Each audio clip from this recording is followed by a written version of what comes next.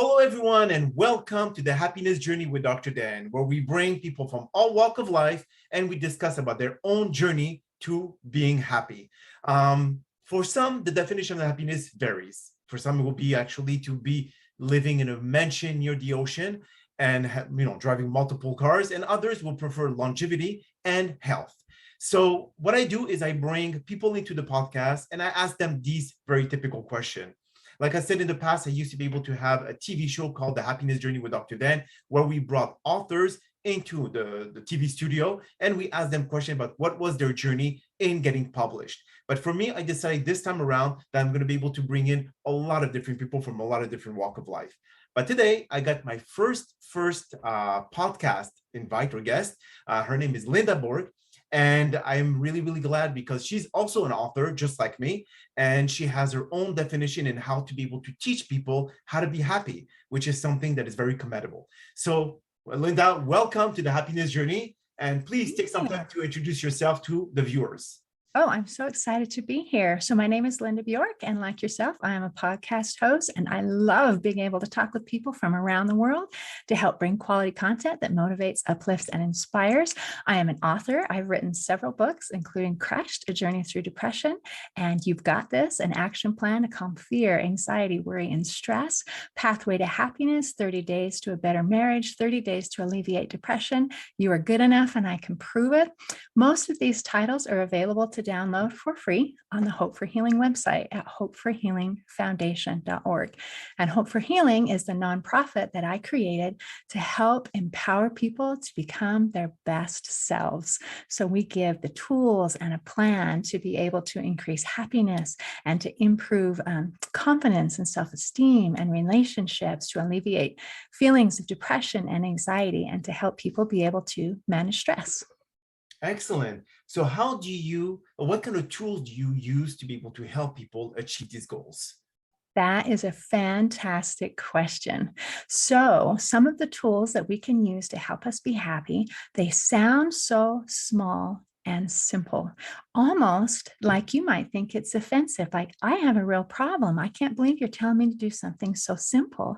But through MRI scans, we have proof that when we make changes to the way that we think, the way that we speak, and the way that we act, it actually makes significant measurable changes in our brain chemistry and in our body chemistry. So some of the things that we do are things like gratitude. I know it sounds silly, like, oh, that's just something that happy, smiley kind of people do, but gratitude does incredible things. And there have been so many studies that show how gratitude affects our brain. It actually improves the neuroplasticity of the brain, which means that we're better able to be resilient. We're better able to handle change and to be able to make changes in our lives. It also helps to increase the activity in the prefrontal cortex area of the brain, so we can be more in the present and we can help make better decisions. And it also can help relieve depression and anxiety and help us be happy. One of the studies that I love is they took a group of severely depressed people, and all they asked them to do was to write in a gratitude journal 3 things every day that they were grateful for. And after 15 days, they checked on the participants, and 94% had noticed a significant change. They had gone from severely depressed to either moderately depressed or mildly depressed in only 15 days, doing that one simple action step. So gratitude can do incredible things for the body and for the mind. Another thing that we can use is music. Music has been shown to do incredible things, and our brainwaves actually synchronize somewhat to the rhythm of the music, which is fascinating. We can use this in so many different ways. If we're struggling being motivated, then listening to positive, upbeat music can literally help jumpstart our brain into action and help get us going. That's why people create playlists for jogging, because it really makes a difference. Or if we're struggling with feeling overwhelmed and there's just too much going on, we can use calming music to help literally get our brain waves to calm down so that we're able to think. And if you really want to boost the power, don't just listen to it, sing along. So much research has been done that shows that singing does incredible things to our body and mind. It actually reduces muscle tension, which is crazy. And it also helps increase the neurotransmitters in the brain that help us to be happy. It helps reduce cortisol levels. It does so many things. And one study that was done, again, with a group of people struggling with depression, anxiety, in this, they took a control group and they took another group and they said, control group, just keep doing what you're doing. For the study group, they said, what we want you to do is just sing a song. Just every day, sing a song. And then after 30 days, they checked to see how they were doing. The control group, they were exactly where they were 30 days ago. With the group that had been practicing singing, they had significantly lower levels of depression and anxiety. So these small, simple action steps that sound like, oh, you don't really understand my problem. I have a Yes. serious problem. But it literally changes the chemistry in our body. And that is the goal, because as you know, we're talking about happiness here today. And so I've struggled with depression and anxiety. It's not just a matter of snapping out of it. It's not just, oh, let's choose to be happy. There are chemicals. There are chemical reasons why we're happy. And when those neurotransmitters are being received the way that they're supposed to, we have a happy feeling. And when they're blocked, when our hormones are not balanced and those neurotransmitters are not balanced, then even though good things are going on, the happiness feeling isn't inside.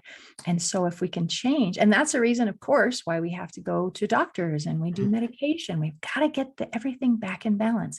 But the cool thing is that research show that there are also things that we can do ourselves to change and to balance that chemistry in our brains and in our bodies. And that's awesome. That's absolutely incredible. They call happiness as the science of positive psychology. I read an article about that. And I was really intrigued because it does make sense. Happiness is somewhat of a science because you really have to understand what is going on in your brain, the chemical imbalance for some that have impossibility in achieving happiness because of everything that is going on in their life. And you're right. I mean, if you're properly medicated, it will help you to be able to kind of put somewhat of a band-aid on the symptoms that you're experiencing.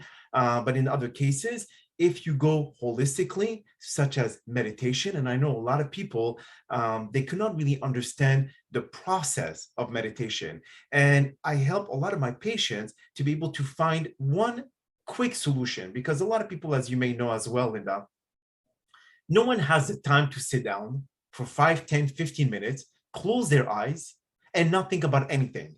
It's almost mission impossible, and without the Tom Cruise. But the thing is when you look at how easy it can be, you have to take it step by step, as you mentioned before, baby steps.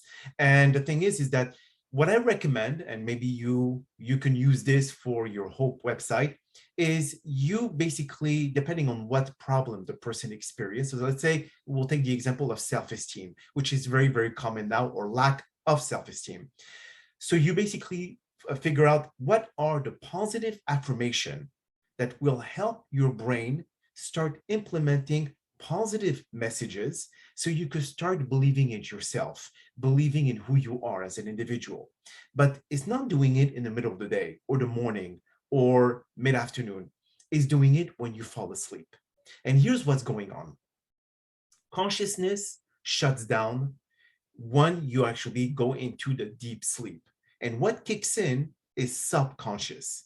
And what happens then is this subconsciousness records everything that you have in your mind or whatever information is being fed. But at night, you cannot combine consciousness and subconsciousness. That's the tricky part. This is what Albert Einstein was able to do. And this is why he was able to utilize 40% of his brain capacity versus us, the normal human beings, which we could only use between 8 to 12% at best. So what happens is that when you listen to messages, and it has to be your voice, so you record those positive affirmation, you put into your little iPad or iPod, whatever it is, and you let it run all through the night. That in itself, your brain will hear your own voice, which is going to be much better than hearing a voice from YouTube. And then that in itself, when you wake up in the morning, your subconscious mind was able to record only positive information and not the crap that you watch on TV and the news right before you go to sleep. And this is why people wake up depressed or anxious, is because of all the nasty fake information that is online or on the news. And this is what I feel that may be a better step forward for people to start acclimating themselves into meditation. I think that is absolutely brilliant for so many reasons. One, I love the idea that you're working directly with the subconscious because that is so amazing. Our conscious mind, we have a tendency to kind of block things. There is a phenomenon, it's called the Mir Exposure Effect. And research shows that we have a tendency to believe things that we hear over and over again. And it doesn't matter if it's true, it doesn't matter anything. It just matters if we hear over and over again, our brains just accept it. And then the flip side of that is once we believe something, whether or not it's true, then subconsciously we defend and protect those beliefs. So, how many of us in our self talk do we say things like, I'm not good enough, I'm not smart enough, I'm too fat, I'm too ugly, I'm too this, I'm not enough that, over and over and over again? Well, guess what? You keep saying those things and you keep hearing those things, you're going to believe it, Yes. whether or not it is true. And then once you believe it, subconsciously we say, okay, we're now going to protect this belief. And so if you try to say something like, I am good enough and I can do things and I, all your reflex is just, no, it's not. No, it's not. Don't you remember I'm not good enough? Don't you remember that my life is miserable? And so it's tricky to be able to work past that. So using that principle of repetition, and it's so clever to do it while you're sleeping, that is going to help to retrain, because once you get those positive things over and over and try to kind of start over and erase the negative things, then you will believe, hey, I am good enough and my life is beautiful and I am happy and look at all these wonderful things I have. So I just think I'm impressed. I think that's great. Thank you very much, Linda. But you see, this is the best part is that brainstorming with another expert in happiness allows people to be able to feel that, okay, this is not just one perception on how to achieve happiness. It is actually shared by many.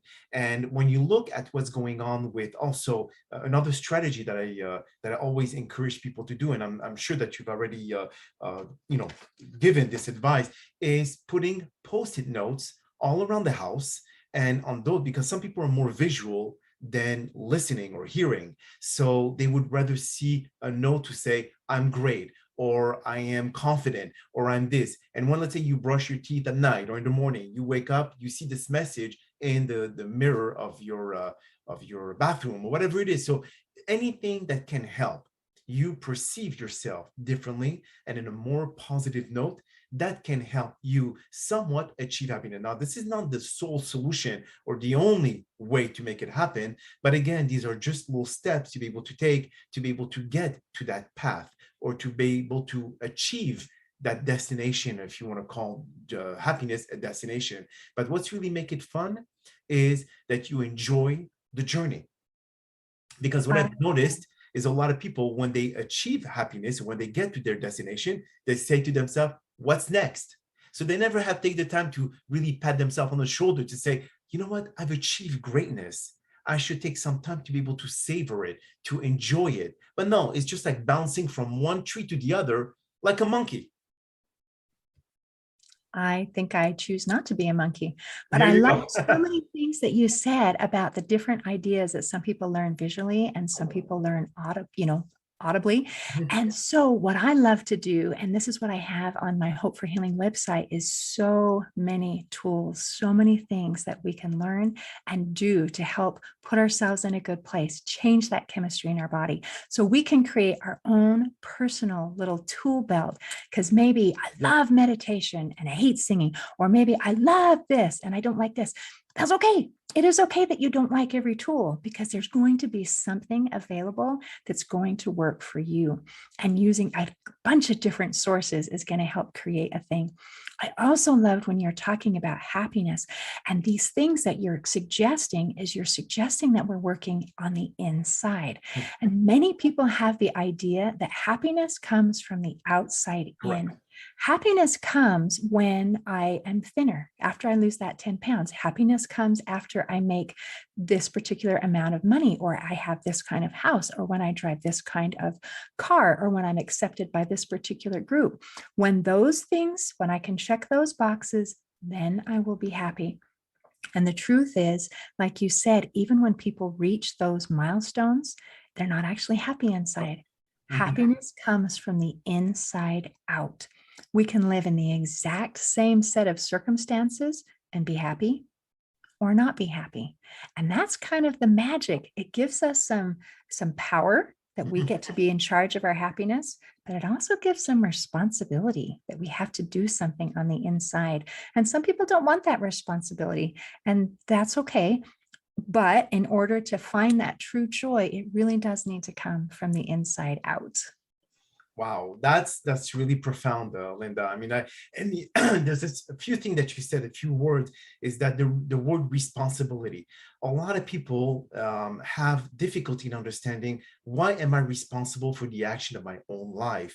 They just love pointing fingers at everybody else, saying because of him or her that I didn't accomplish this or I didn't accomplish that. They really don't assume the reality of who they are as a human being, and they just love to just put it on somebody else, on saying that it's because of him. But if something great happens, oh, that thanks to me. They never really, there's no balance. It's like, okay, well, you know what? Either you go all the way or you don't go at all. And you don't start blaming others or whatever, like the Rocky Balboa, the speech that he gave to his son, or the fifth movie, that was really profound. It's like he always felt that, it's not because the things doesn't happen in your life that it is not your responsibility. It's all on you. If you want to achieve greatness, take the risk to put yourself out there and make it happen. But don't start pointing fingers at him or her or anybody else because you didn't achieve your goals. This cowards do this, but that's not him. And that was the speech basically. And well, of course, not verbatim, but you see what I mean. But overall, what I feel and what you said was really deep. And I think it probably will affect many people in a very positive and negative way. The positive is because you spoke reality, you spoke the truth. But in the bad way is because people don't want to hear that, Mm-mm. because they want to find an escape code. They want to find another reason as to why things didn't happen the way they wanted because of an external factor that occur in their life. Now, yes, of course, if you add medical illnesses and stuff like that, yes, of course, if someone has difficulty in their life, marital or their health, whatever it is, it's hard to be able to achieve their professional goals. I completely get that, but will that stop you for the rest of your life? So focus on what you need to do today, get this done, make it happen, and then move on to the next one. Move on to the other goal that you've set yourself to achieve. And this is what really the happiness is all about. And actually, there's a guy on YouTube. He has like over 50 million followers. His name is Prince Ea, EA, and he said that he went to go visit a hospice, and he spoke to the people who were about to really, I would say, decease, and he asked them, what do you regret the most in life? And 98% of them said, I don't regret the things I did, but I regret the things that I didn't do, which was really profound because, yes, there's a lot of things that you did in life which you may have made a lot of mistakes, and we all make mistakes, but it is the thing that you didn't do. And the thing that you didn't do is because it was associated with fear. And fear is something that you construct in your own mind. Now, the acronym FEAR, false expectation appearing real, may appear to be real to you, but the reality is that it's just something that you put up as a facade to avoid helping you accomplishing your goals. And that's what fear is. It's all about excuses. And that doesn't sound very comforting when you're in a place of fear. Mhm. And fear is something that I've talked about and thought about. I've heard it said, the question of what is on the other side of fear. And the answer is everything you've ever wanted. Mhm. And I wrote a book called You Got This, an action plan to calm fear, anxiety, worry, and stress, because those feelings are so, so, so very real. And we talk about maybe the idea of, I don't want to be afraid anymore. So, how do I get from where I am to not being afraid? And this book is about those small, simple action steps to help build us up from the inside out so that we can be able to handle our problems and be able to be resilient because things happen. Some people think that being able to be, say, depressed is like, I earned this because I experienced X, Y, and Z. And I have talked to people from around the world who have experienced incredibly horrible, horrible things and have been able to come out of it and to be happy. Things like abuse, things like cancer, things like having their son murdered. I mean, really, really big things. And even through all of the experiences that we have, there is still a way to be able to be resilient, to be happy, to be confident, to be at peace. When we are fearful, we can't have inner peace. We have to be able to address it. And it's so interesting that regardless of what is going on in the world, again, that lack of fear doesn't come from the outside in, it's from the inside out. And we can be at peace regardless of our external circumstances. Viktor Frankl, in his book, Man's Search for Meaning, he talked about if you have a why to live, you can deal with any how. If we have a purpose in our life, we can make it through whatever circumstances happen to be going on. And that's incredibly empowering because right now there are a lot of people who feel fearful and uncertain. And we can't solve the world. I can't solve a pandemic. I can't solve outside things, but I can work on inside things. Wow, that's definite. And the one thing as well, Linda, that you did mention a little bit earlier is that the reason when it comes to fear, the people fear the unknown. They forget to live their life mindfully. They are afraid of the past, which is something that they cannot change. So whatever they did in the past is set.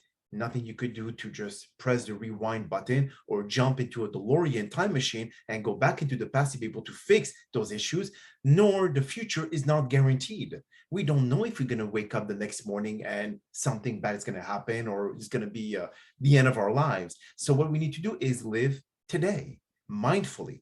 And a lot of people have that difficulty because we always have the tendency to feel like, when you remember with the pandemic, where they were talking about like the toilet paper, depletion in every store. You saw people buying 5,000 rolls of toilet paper. I mean, seriously, it's like I understand that you may run out, but there's other ways to be able to, be hygienic. But but the thing is that they always say, okay, they act in the moment for a future that is not guaranteed, for a future that is uncertain. So again, they act by fear, and their behavior pushes them to act irrationally. So again, all this has a direct correlation on the way that you feel and what actions you're going to be able to take from this point forward. But never forget to live into the present. And that's the message that the science of happiness should disclose to people, because every day you're going to feel different. You're going to feel ups and down, just like an electrocardiogram. You remember, if it's a flat line, you're dead. The heart beats, the systolic and diastolic pressure, it goes up and down, up and down. And this is what is a sign of life, just like life in general. It's a roller coaster. You're always going to be some high and you're going to have some down. I mean, all the very wealthy and successful people in the world, do you think they never experience failure? Absolutely not. They all had to go through what you go through. The only difference is they did not give up. Ooh, that is some pretty good advice, is the not giving up. I have when you talk about these people, it seems like they don't have any problems when really they do. But Multiplied. compare ourselves to people and we look at their highlight reel and compare it with our blooper reel. It's like, oh, I can't do this and I can't do that. So we assume, well, they're gifted and so they get all the things and I have to stay here, without realizing that bigger picture of no, the experiences of being a human are the same. Correct. We all have ups and we all have downs. And that is the way it is. And it is how we respond to those downs. Are we resilient? Are we like a rubber ball? Or are we like an egg that falls and then just falls apart?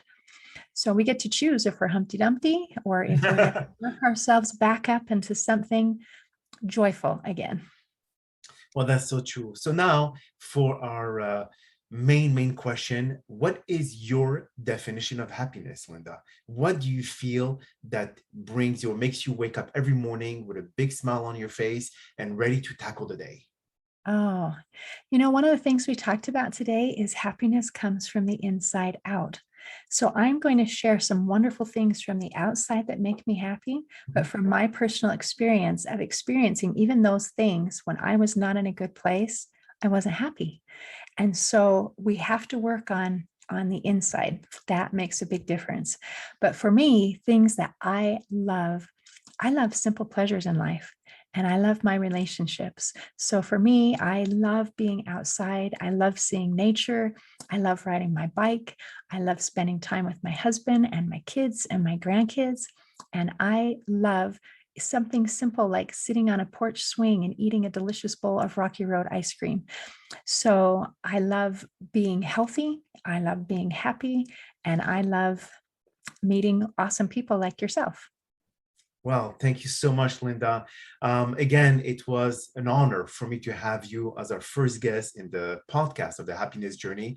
And if you don't mind, just telling us the website where people can actually access the tools to be able to get them to achieve somewhat of a sense of happiness, if you don't mind. Oh, I'd be delighted. It is hopeforhealingfoundation.org. Okay. And the name of your books and where can they be found? Okay, my books are Crushed, A Journey Through Depression, You Got This, An Action Plan to Calm Fear, Anxiety, Worry, and Stress, Pathway to Happiness, 30 Days to a Better Marriage, 30 Days to Alleviate Depression, and You Are Good Enough, and I Can Prove It. So all of them are available on Amazon. Okay. Most of the books that I have listed are also available to download for free on the Hope for Healing website. Again, that is at hopeforhealingfoundation.org. Can they be read on Kindle or Nook, or is it just mostly like a PDF file that they could download? PDF if you choose to get it through the Hope for Healing, but it is available as an ebook on Amazon as well. Beautiful, beautiful. Well, Linda, thank you so much for being a part of our podcast today. Again, your suggestion, your advice definitely will help a lot of people be grounded, understand what it takes to be able to be happy, and whatever they need to do from this point forward, they have to assume responsibility of their own action and be able to take assertive action to be able to achieve their goals. So again, thank you so much for being a part of the happiness journey. And again, Linda, you're the best, and we'll talk to you soon. Thank you, Dr. Dan. It's been a